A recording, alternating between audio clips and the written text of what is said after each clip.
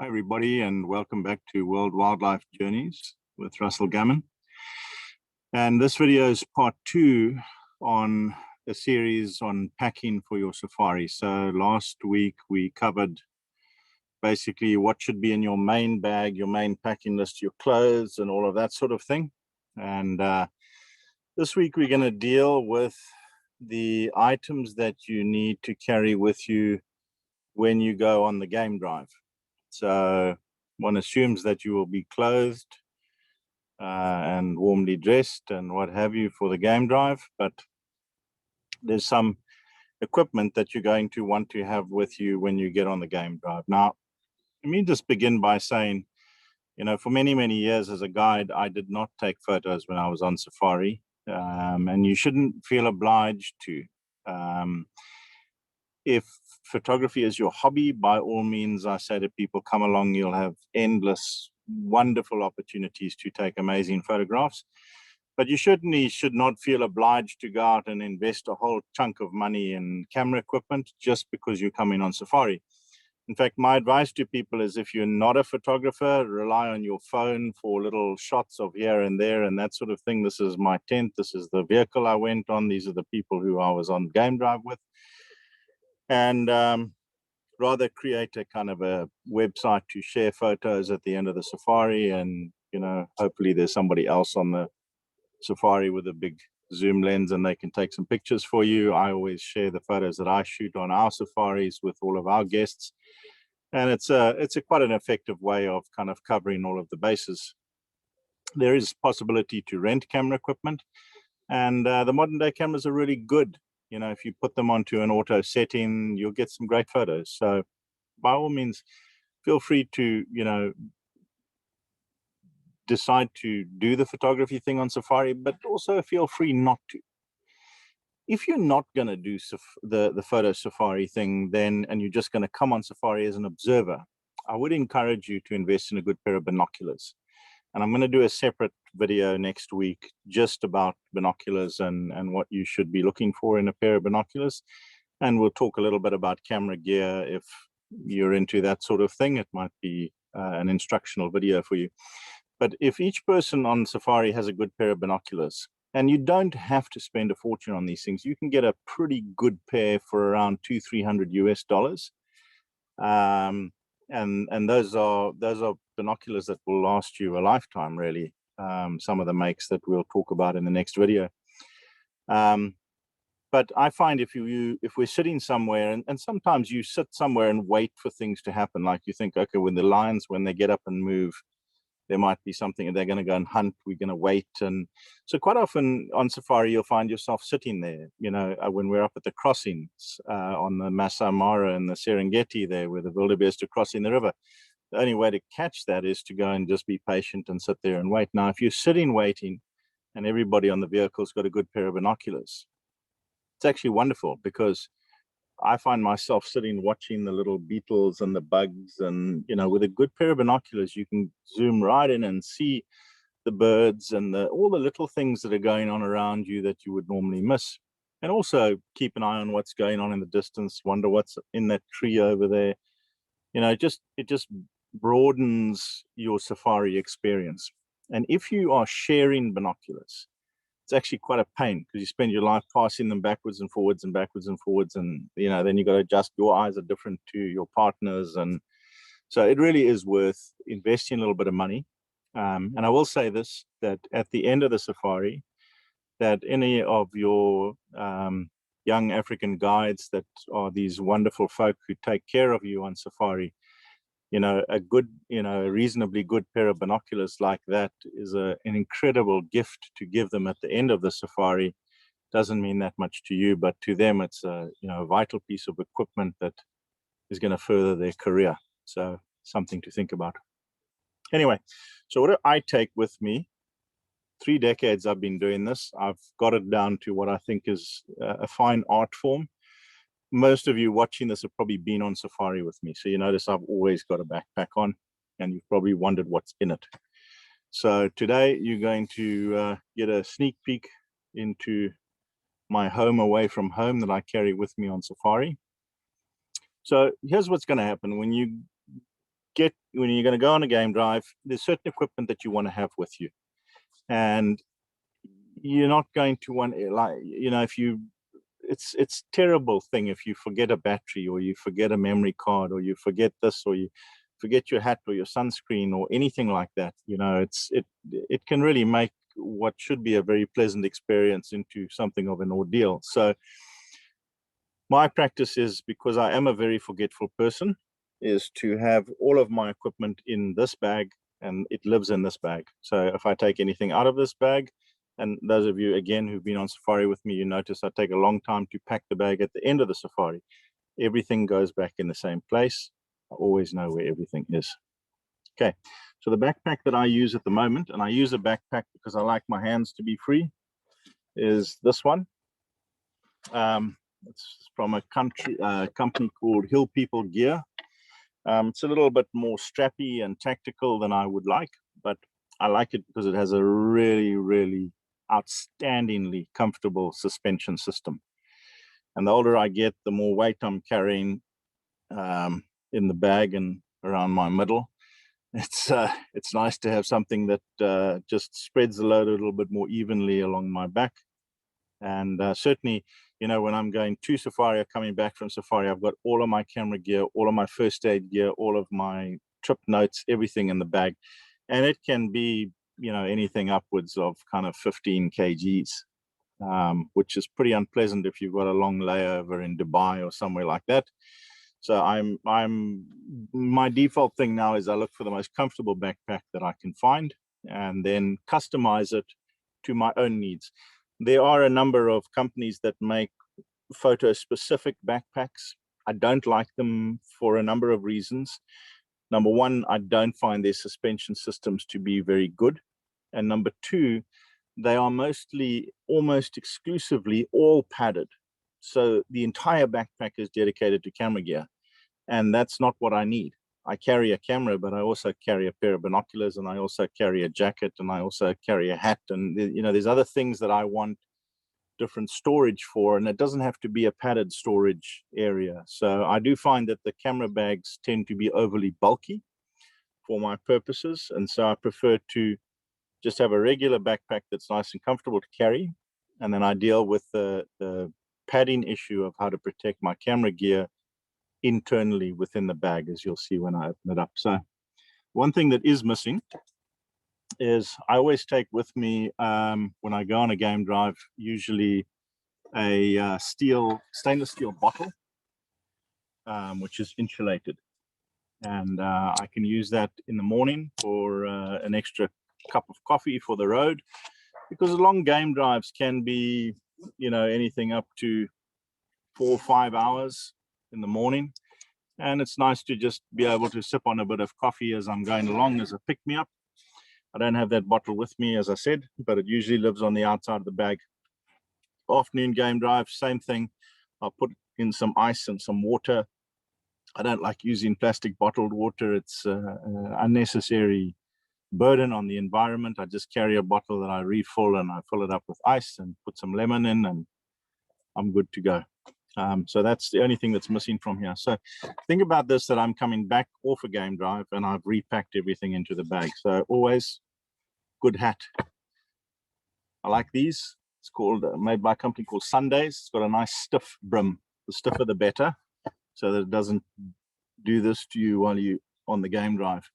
You go out on a morning game drive, you go out on an evening game drive, you're going to want something warm. And so in here I've got my jacket, which is in the top of the bag, as you can see, neatly folded. But the thing is that coming back off the game drive, so you've got your jacket. If you have a smaller bag, it's great, but then you've got to carry your jacket and your hat, and I like to just be able to pack everything in my bag, and then I carry my bag. As long as I got my bag and I've got everything, I'm not going to forget anything, because everything inside the bag. So now when you get to the game drive vehicle, you see this bag is actually quite big, right? So where am I going to put this when I get in the game drive vehicle? I'm certainly not going to sit with it on my lap. So I'm probably going to want to tuck it away somewhere at the back of the vehicle, under a seat, somewhere like that. So what you've got to think about is, okay, there's stuff that I'm going to want in the front seat of the vehicle with me or in the seat of the vehicle with me, where I'm sitting, I want to have access to that stuff all the time. It's other stuff that's going to live in this bag, stuff like your rain gear. You're not going to need access to on a permanent basis. You're going to need access to it, you know, maybe once a month. There'll be some situation where you need to get that equipment. Likewise, you know, some first aid stuff and other stuff like that that I might want to carry, but I don't necessarily need to have it right here. I need to have it with me so I can say to the driver, hold on a second, stop the vehicle. I need to get into the first aid kit. You know, there's somebody here who needs an antihistamine or something like that. And then we can go and route around in the back of the truck. But under normal circumstances, if I want a memory card or I want a spare battery, I don't want to be digging around in this bag looking for those things. So there's a bag within the bag. And when I get to the vehicle, what I'm going to do is I'm going to open this main bag up like so. And there's two things that I'm going to take out. So you can see in here, two things sitting in the bag. Okay. One of them is my camera bag. Okay. So it hasn't got my camera in at the moment. But normally I would carry my camera in this. This is a bag made by a company called Think Tank. I don't take this out and put it in the front with me because I don't need it. So what I'm going to do is I'm going to pull my camera out, take this bag, stick it back into this bag, which I'm going to put in the back of the truck. But the camera comes inside of this bag. This is a waterproof, airtight bag. That has a roll top, and I don't use it as a roll top. I just put my camera in there and I fold the top over, and it makes it's 100%. It's anything that's waterproof is dustproof, and so I use it for that. Obviously, if you get a rain shower, it's also useful to have it. So I've got waterproof, dustproof padding in two separate systems. So you'll get people to try and sell you a waterproof bag or sell you a padded bag. These are separate problems. You can deal with them separately quite easily. So I'll have my camera in the front with me. It'll be inside the dustproof bag. And then this comes in the front with me. And this is basically a military style toiletry bag. I've discovered is the best thing to use for this purpose. Okay, so I'll dive into that now for you and tell you what's in there.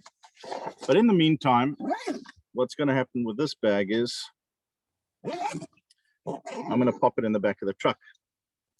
However, I don't really want it lying on the floor, because if it's lying on the floor of the truck, surfing around in the back, it's got my first aid kit in, it's got some other maybe valuable stuff in. And I don't really want this surfing around in the back of the truck and getting stood on and trampled on and broken. So you'll notice that I've modified this slightly. And you see this thing down the side has a carabiner on. And what it is it's just it's a bungee cord. So you can see it's got elasticity. And there's one that I've attached to either side of the bag. So this is quite a sophisticated setup.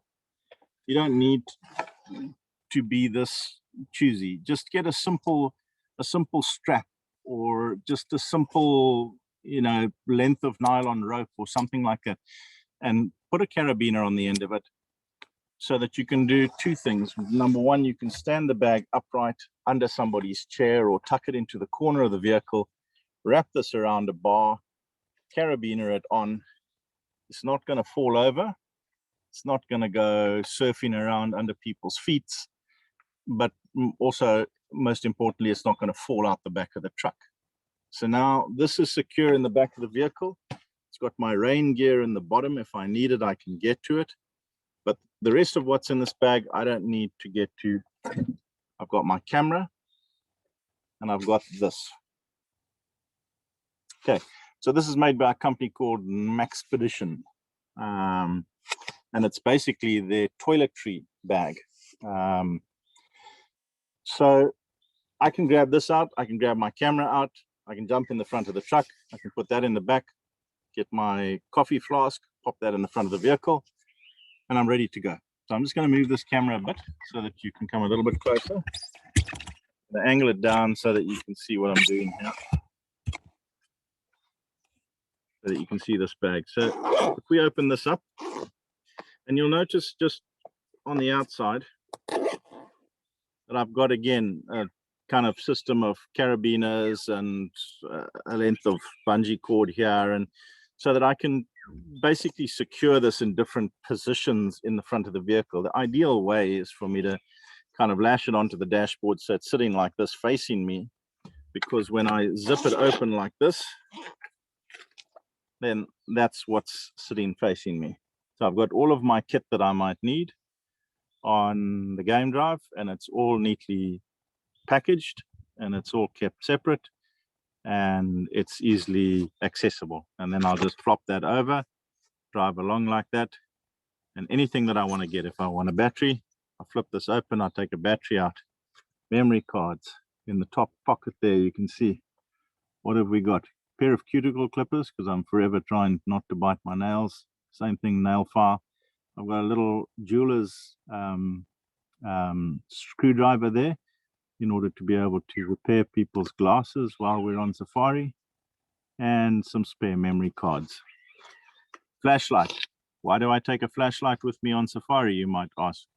Well, because quite often in the evening you come back after dark. So if your flashlight's sitting back in your room, it's not going to do you much good. I carry mine with me. Okay.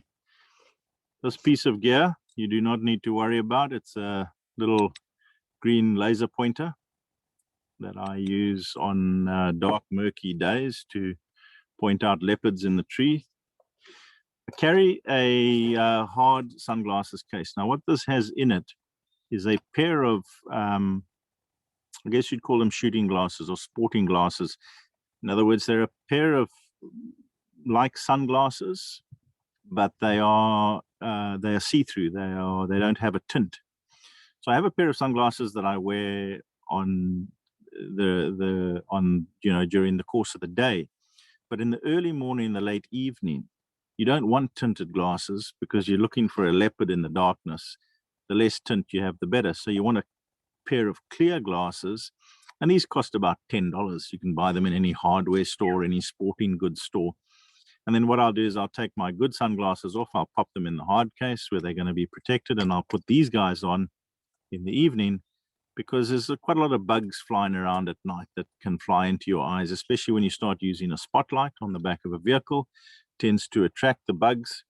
And also if you're on a boat in the evening coming back over the water, there's usually a lot of little bugs and no-see-ums flying around, and I have a thing about getting bugs in my eyes, so I just carry those with me. And again, if you give a pair of those to your guides at the end of your safari, they'll remember you in their will, I promise you.